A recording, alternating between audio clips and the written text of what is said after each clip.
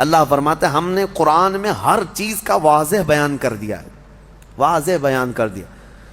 میں تقریباً آج سے 10 سال پہلے کی بات ہوگی، تو 2012 وغیرہ میں ایک صاحب وہ پوچھنے لگے، وہ بڑے ماڈرن خیالات کے ہیں، تو انہوں نے کہا آپ کہہ رہے ہیں قرآن میں ہر چیز کا واضح بیان ہے، تو کیا پیٹرول کا بھی ذکر ہے قرآن میں؟ اور پتہ نہیں پیٹرول ہی شاید اس کو زیادہ اچھا لگتا ہو یا پیٹرول پیتا ہو۔ میں نے کہا پیٹرول کیا، اللہ نے فرمایا ہر چیز کا واضح بیان ہے، ہر چیز کا واضح بیان ہے۔ ہم نے ان سے پوچھا تمہیں پتہ ہے سمندر میں موتیاں ہیں؟ پتہ ہے نا سمندر میں ہی ہوتی ہیں نا موتیاں؟ کہا ہاں ہے۔ کہا جاؤ ڈوب کے لے کے آؤ۔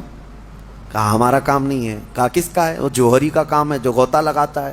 کہا یہی قرآن میں ہر چیز کا بیان ہے، اس میں غوطہ لگانے کا کام اماموں کا ہے جو مجتہدین ہیں، ائمہ مجتہدین ہیں، علماء صالحین ہیں، جس کا جیسا علم ہوگا وہ غوطہ لگاتا ہے اور قرآن سے نکالتا ہے۔ ارے سیدنا عبداللہ ابن عباس سید المفسرین صحابی ہیں، حضور سے سب سے زیادہ قرآن کی تفسیر سیکھنے والے، وہ کہتے ہیں قرآن کے علم کے بارے میں اگر میرے اونٹ کے گلے کی رسی بھی گم ہو جائے تو میں قرآن سے ڈھونڈ لوں گا، ہاں قرآن سے ڈھونڈ لوں گا۔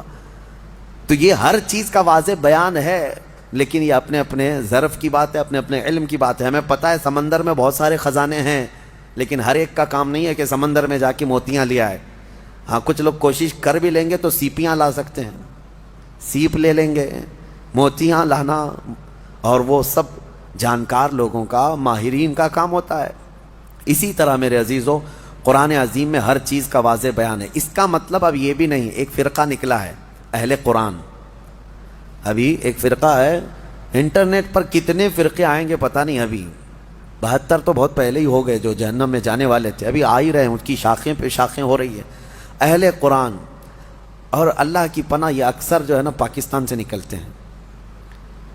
ایک اسی طرح کا فرقہ جس میں وہ یہ کہتے ہیں کسی بھی حدیث کی ضرورت نہیں، کسی بھی چیز کی ضرورت نہیں، ہمارے لیے قرآن کافی ہے۔ قرآن میں اللہ نے فرمایا نا ہر چیز کا واضح بیان کیا، تو اس آیت کی وجہ سے اب کسی دوسری چیز کی ضرورت نہیں، بس قرآن ہی کافی ہے، قرآن ہی کافی۔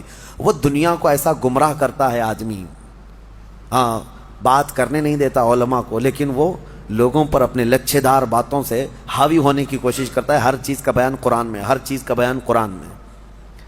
کافی سال پہلے ہمارے استاد گرامی حضور محدث کبیر رحمۃ اللہ ادام اللہ اقبالہ، آپ نے فرمایا تھا کہ آپ کا ایک اہل قرآن سے کسی سے مباحثہ ہو رہا تھا، ہر چیز کا بیان قرآن میں، ہمارے لیے قرآن کافی ہے۔ تو حضرت نے اس سے کہا کہ تو ٹھیک ہے، کتا کھانا کہاں ہے، کیا ہے بتائیے، حلال ہے کیا حرام ہے؟ قرآن میں اس کا ذکر ہونا چاہیے، صاف صاف ذکر ہو کتا کھانا کیا ہے۔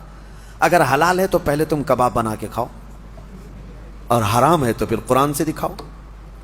نہیں تھا۔ کیا قرآن میں ہر جانور کا پرٹیکولر نام ہے؟ نہیں ہے، فارمولے بتائے گئے ہیں، اور قرآن کو سمجھنے کے لیے رسول پاک کی حدیث ضروری ہے، کیونکہ وہی نور ہے جو اس پر روشنی ڈالتا ہے۔